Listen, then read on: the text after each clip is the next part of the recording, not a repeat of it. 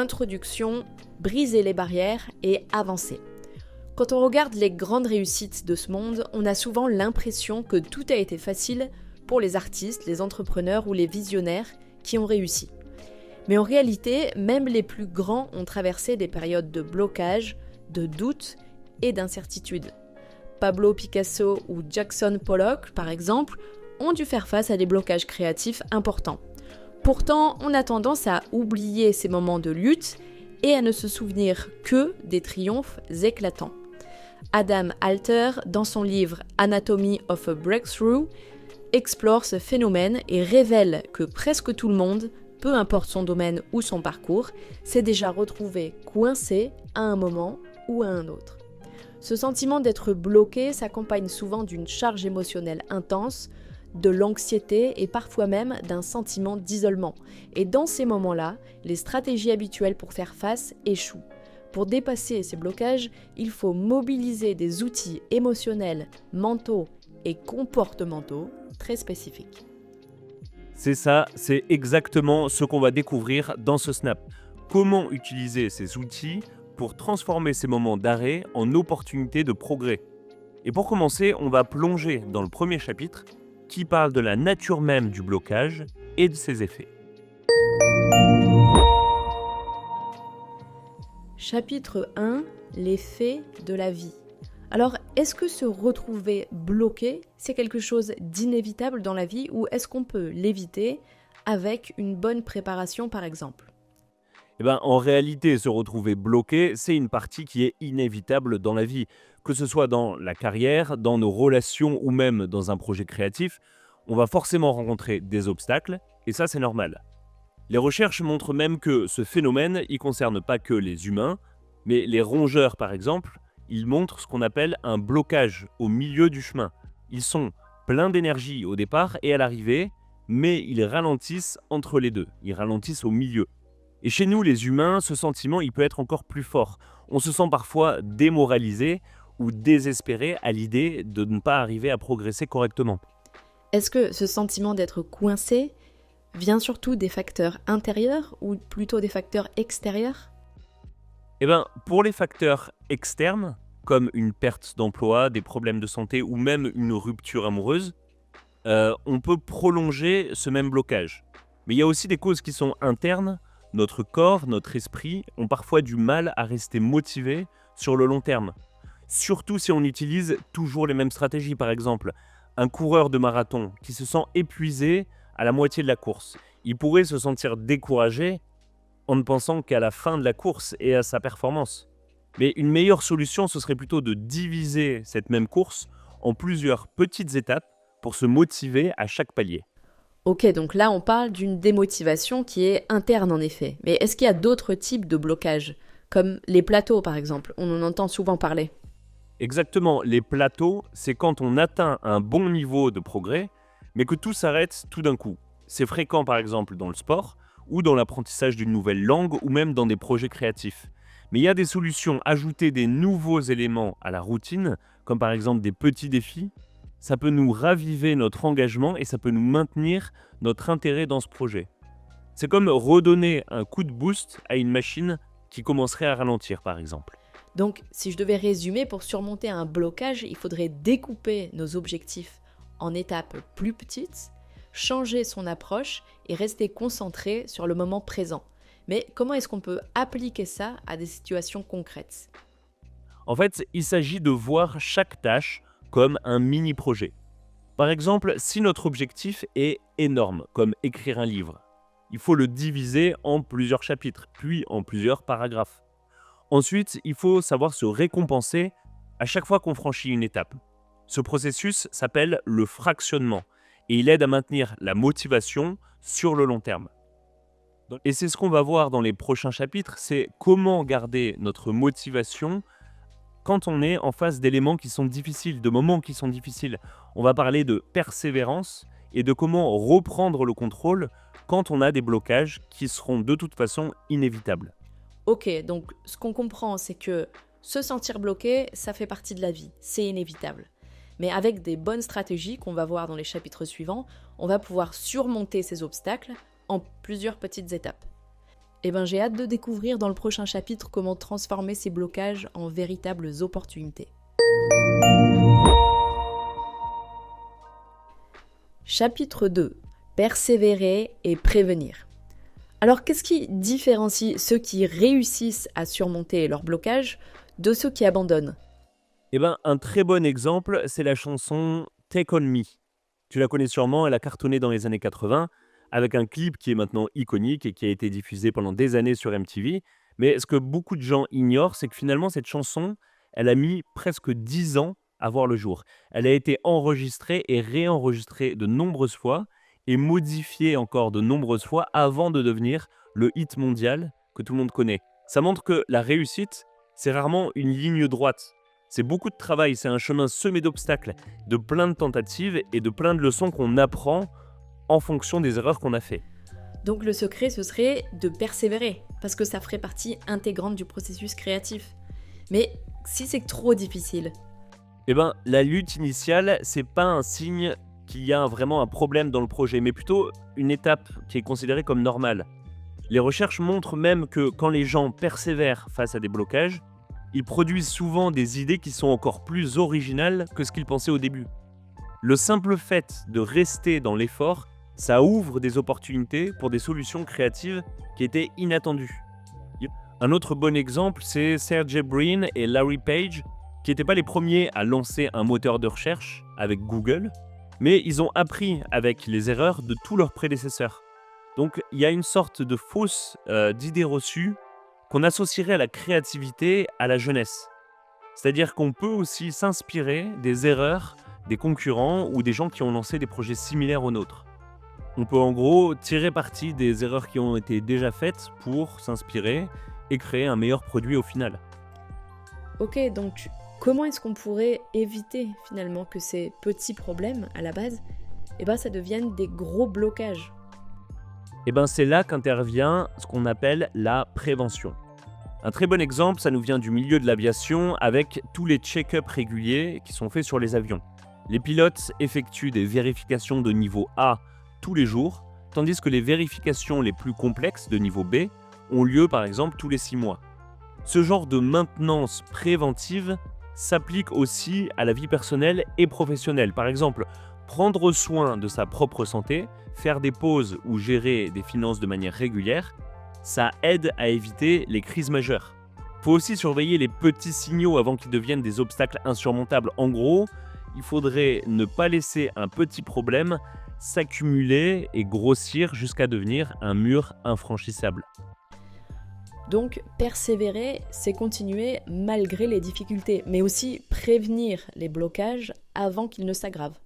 Et si on appliquait ces stratégies aux défis quotidiens?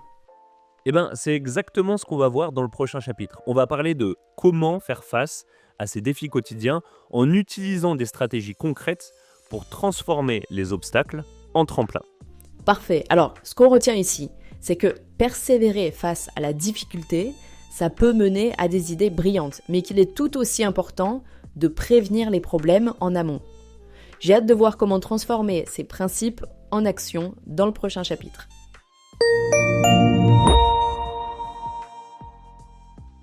Chapitre 3. La peur et le perfectionnisme. Alors, qu'est-ce qu'il se passe dans notre esprit quand on se bloque à cause de la peur ou de ce besoin de perfection? La peur de l'échec, c'est un des blocages internes les plus courants. C'est parfaitement compréhensible, cette peur, elle peut entraîner de l'anxiété, du doute de soi et même une paralysie mentale. Pourtant, une des clés pour surmonter cette peur, c'est de recadrer la manière dont on voit les choses. Par exemple, accepter qu'on ne sait pas tout, qu'on peut échouer et avancer quand même. Tara Brach, une autrice célèbre, elle parle de l'acceptation radicale. C'est l'idée qu'il faudrait accepter la possibilité d'échouer et que ça libérerait notre esprit et nous permettrait d'agir malgré tout. Donc le perfectionnisme, ça pourrait être une forme de peur par exemple, qui nous empêche d'agir? C'est ça, le perfectionnisme, c'est souvent une voix intérieure qui nous dit « si c'est pas parfait, ça vaut rien ». Mais si tu changes de perspective et si tu te concentres sur l'évolution de ton projet plutôt que sur la perfection, tu peux avancer plus facilement. Par exemple, beaucoup de gens pensent qu'un grand changement, ça arrive tout d'un coup, ça arrive comme une révolution. Mais la réalité, c'est plutôt que la plupart des grands changements, ils viennent par étapes progressives. On peut prendre l'exemple de Lionel Messi. Il était tellement stressé avant les matchs qu'il avait pour réputation de vomir certaines fois. Alors il a appris à ralentir, à marcher sur le terrain au début du match, à observer calmement avant de s'engager pleinement dans le match. Et ça, c'est une belle leçon, c'est-à-dire préparer, respirer et avancer un pas après l'autre. Ça peut faire toute la différence et transformer une sorte d'échec en victoire. Mais du coup, comment est-ce qu'on peut appliquer ça concrètement quand on se sent nous-mêmes bloqués par nos propres attentes? Eh bien, un bon point de départ, c'est de faire des pauses intentionnelles. Comme le dit Tara Brach, s'arrêter pour réfléchir et se calmer, ça peut apaiser l'esprit et offrir une nouvelle clarté. Ensuite, il faut se rappeler que l'échec, c'est pas une menace, mais c'est une opportunité d'apprentissage. Il y a quand même une théorie selon laquelle le progrès, ça se fait à un rythme optimal, ni trop rapide ni trop lent. Einstein et Mozart, par exemple, ils ont réussi parce qu'ils ont laissé des idées se développer à leur propre rythme, sans vraiment mettre une pression pour la réussite.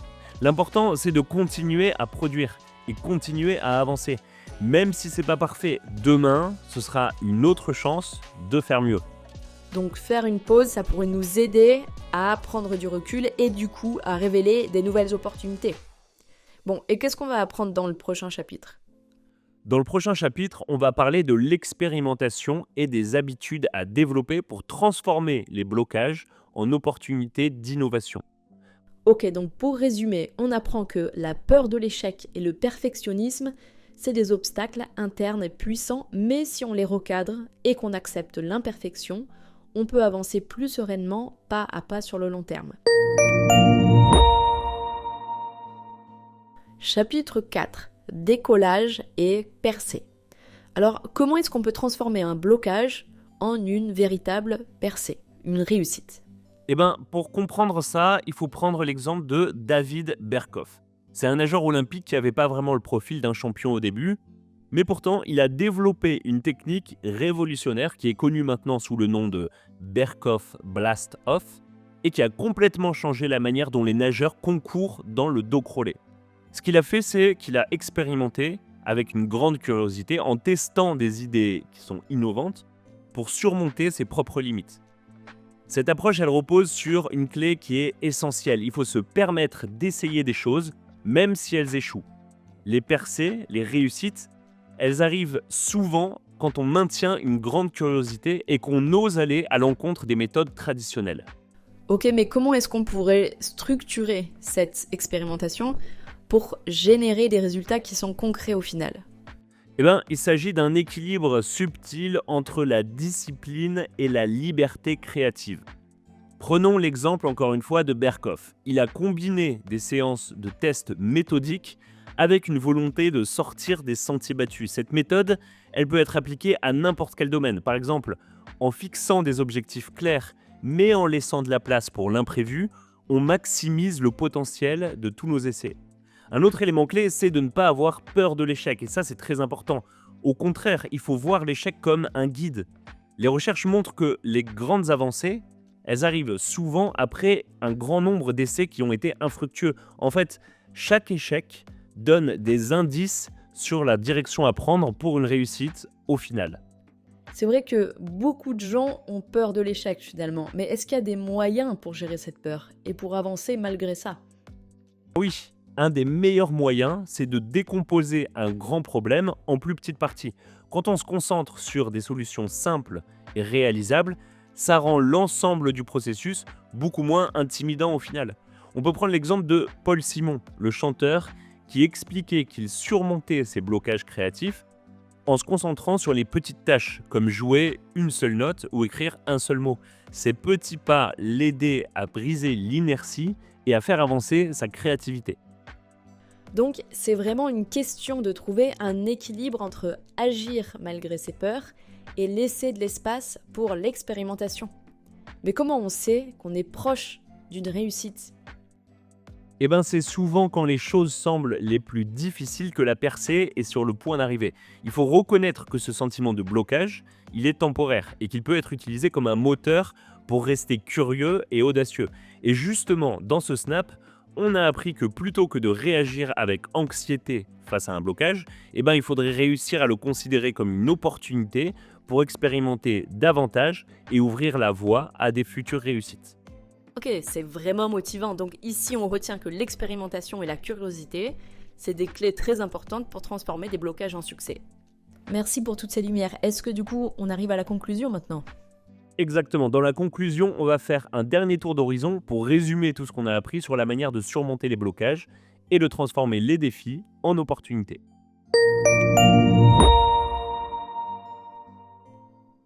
Pour conclure ce snap, ce qu'on peut retenir du livre Anatomy of a Breakthrough, c'est que les blocages, qu'ils soient externes ou internes, ils font partie intégrante de notre vie. L'essentiel, c'est de comprendre qu'ils ne sont pas des fins en soi, mais plutôt des opportunités de grandir et d'évoluer.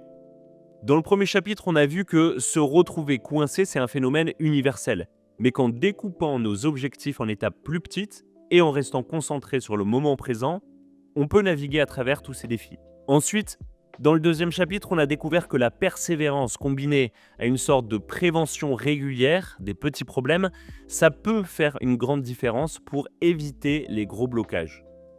Dans le troisième chapitre, on a parlé de la peur et du perfectionnisme, qui sont souvent nos pires ennemis. En recadrant nos attentes et en acceptant l'échec comme une partie intégrante du processus, on peut avancer beaucoup plus sereinement.